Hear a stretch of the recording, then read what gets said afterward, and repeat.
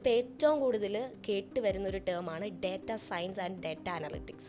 അതായത് ഇപ്പോൾ പല ഡിഗ്രി കോളേജുകളിലും എന്താ പറയുക, ഒരു സെക്കൻഡറി ആഡ് ഓൺ പ്രോഗ്രാം ആയിട്ടും പലയിടത്തും ഈ ഒരു കോഴ്സുണ്ട്. അതുപോലെ തന്നെ പല ഇൻസ്റ്റിറ്റ്യൂട്ടിൽ അക്കാഡമിസിലും ഈ പല കോഴ്സസും ഉണ്ട്. പക്ഷേ ഇത് തമ്മിലുള്ള ഡിഫറൻസ് എന്താണ്? ലൈക്ക് ഇത് രണ്ടും ഒരേ കോഴ്സുകളാണോ, അത് ഇത് തമ്മിൽ എന്തെങ്കിലും ഡിഫറൻസ് ഉണ്ടോ? ഇപ്പോൾ ഒരു കുട്ടി ഇത് പഠിക്കാൻ ജോയിൻ ചെയ്യുകയാണെന്നുണ്ടെങ്കിൽ ഇത് രണ്ടും തമ്മിലുള്ള ഡിഫറൻസ് എന്താണ്? ഇതൊരു കോമൺ ആയിട്ടുണ്ടാകുന്ന ഒരു കൺഫ്യൂഷനാണ്. അതായത് data science and data analytics ഇത് രണ്ടും ഒന്നാണോ എന്നുള്ളത്. ഇത് രണ്ടും ഡിഫറെൻ്റ് ആണ്. അനലിറ്റിക്സ് എന്ന് പറഞ്ഞിട്ടുണ്ടെങ്കിൽ, അല്ലെങ്കിൽ ഡേറ്റ അനലിറ്റിക്സ് എന്ന് പറയുന്നതിനെ സിമ്പിളായിട്ട് നമ്മൾ എക്സ്പ്ലെയിൻ ചെയ്യാനാണെങ്കിൽ, എൻ്റെ കയ്യിൽ കുറച്ച് ഡേറ്റ ഉണ്ട്. ആ ഡേറ്റ ഉപയോഗിച്ച് എന്താണ് സംഭവിച്ചത്, അല്ലെങ്കിൽ എന്തുകൊണ്ടാണ് സംഭവിച്ചത്, ഇത് നോക്കുകയാണെങ്കിൽ it is set to be data analytics.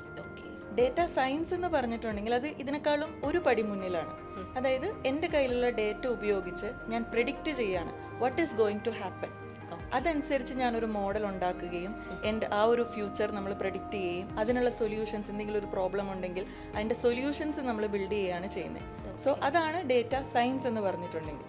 So ഇപ്പോൾ ഒരു കുട്ടിക്ക് ഇൻട്രസ്റ്റ് ആയിട്ട് തോന്നുന്നത് റിപ്പോർട്ടിംഗ്, അല്ലെങ്കിൽ ഈ പറയുന്ന പോലെ ഡേറ്റ അനലൈസ് ചെയ്ത് എന്താണ് സംഭവിച്ചത്, അല്ലെങ്കിൽ വാട്ട് ഈസ് ഹാപ്പനിങ് എന്ന് മാത്രം നോക്കാനാണെങ്കിൽ he or she can choose data analytics. അല്ല കോഡിംഗ് ആണ് ഇഷ്ടം, അല്ലെങ്കിൽ പ്രഡിക്ഷൻ, മോഡൽ ബിൽഡിംഗ് അങ്ങനെയുള്ളതാണ് ഇഷ്ടമെങ്കിൽ നമുക്ക് എപ്പോഴും ചൂസ് ചെയ്യാനുള്ള ഓപ്ഷൻ ഡേറ്റ സയൻസ് ആണ്.